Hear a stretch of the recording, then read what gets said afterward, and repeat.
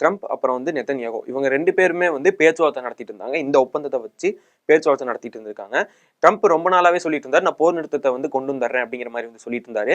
இதுக்கப்புறம் ரீசெண்ட் டேஸ்ல முன்னாடி கூட பார்த்துருப்பீங்க, இந்த ஐக்கிய நாடுகள் சபை அந்த மாதிரி சொல்லுவாங்க இல்லையா, உலகத்தில் இருக்கிற எல்லா தலைவர்களும் வர அந்த இடத்துல கூட நெதன்யாகு அவர் வந்து இஸ்ரேலுடைய பிரதமர், அவர் பேசுறதுக்கு மேலே ஏறினோடனே அங்கிருந்த எல்லாருமே ஒரு 70-80% மேல அங்க யாருமே இல்லை. எல்லாருமே பேசுறதுக்கு முன்னாடியே, ஸ்டேஜ் ஏறதுக்கு முன்னாடியே வந்து எந்திரிச்சு போயிட்டாங்க. அந்த வீடியோஸ் வந்து நம்ம நிறைய சோசியல் மீடியாஸ் எல்லாம் பார்த்துருப்போம்.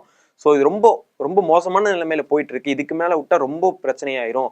ஏன்னா அதனாலேயே வந்து ஈரானுக்கு இஸ்ரேலுக்குமே வந்து பிரச்சனை வந்துச்சு, அதுவுமே தெரியும் நமக்கு.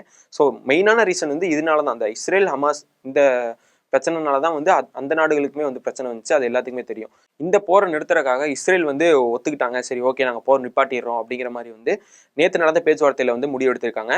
இதுக்கடுத்து ஹமாஸ் அமைப்பு அவங்க தான் வந்து இந்த முடிவு வந்து எடுக்கணும். இது 2 பேருமே முடிவு எடுத்து ஓகே இந்த ஒப்பந்தத்துக்கு நாங்கள் கட்டுப்படுறோம் அப்படின்னு சொல்லிட்டாங்கன்னா 48 மணி நேரத்துக்குள்ளேயே காசால இருக்கக்கூடிய எங்களுடைய படையாளர், அதாவது இஸ்ரேலுடைய படைகள் எல்லாமே கொஞ்சம் கொஞ்சமா வெளியே வந்துருவோம் அப்படின்னு வந்து சொல்லியிருக்காங்க.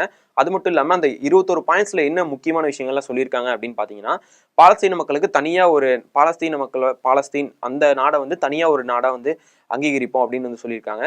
அங்க இருக்கிற மக்கள் எல்லாருமே திரும்ப அங்க இருக்கிற பில்டிங்ஸ் இல்ல அங்க இருக்கிற அவங்க வேலை செய்யறது, அவங்களுடைய வாழ்க்கைக்கு தேவையான எல்லா விஷயத்தையும் வந்து நாங்க மறுசீலமைப்பு செஞ்சு தருவோம் அப்படிங்கிறது வந்து சொல்லியிருக்காங்க. இது வந்து நிறைய மற்ற நாடுகள் எல்லாத்தோடைய உதவியோட தான் வந்து இது செய்ய போறாங்க. அப்படியே சரி ஓகே இந்த போர் நிறுத்தினதுக்கு அப்புறம் சமாதானமா போனதுக்கு அப்புறம் திரும்ப ஏதாவது சண்டை நடக்காதா அப்படின்னு கேட்டீங்கன்னா, கண்டிப்பா அதுக்கான வாய்ப்புகள் நிறையவே இருக்கு.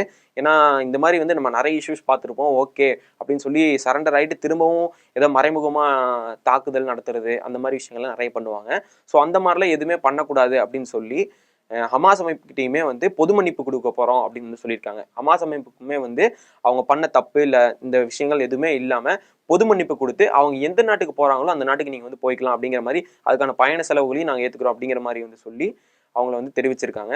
அது மட்டும் இல்லாம காசாவுடைய மக்கள் நிறைய பேர் வந்து பனை கைதிகளா வந்து இஸ்ரேல்ல வந்து இருக்காங்க. ஸோ அவங்களையுமே வந்து நாங்கள் தாட்டி விட்டுருவோம் அப்படின்னு வந்து சொல்லியிருக்காங்க. அவங்க அங்கேயுமே வந்து நிறைய இறந்து போன மக்களுமே வந்து அங்க இருக்கிறாங்க. நிறைய பேர் ஆயிரக்கணக்கில் வந்து பிடிச்சி வச்சிருக்காங்க அங்க இஸ்ரேல்ல. ஸோ அது எல்லாத்தையுமே அவங்க திருப்பி கொடுத்துருவோம் அப்படின்னு வந்து சொல்லியிருக்காங்க. அங்க இருக்கிற மக்கள் எல்லாமே திரும்ப வளர்றதுக்கு அவங்களுடைய வாழ்வாதாரத்தை வந்து உயர்த்துறதுக்காக நிறைய விஷயங்கள் வந்து நாங்கள் எடுத்து இருந்திருக்கோம் அப்படின்னு சொல்றாங்க.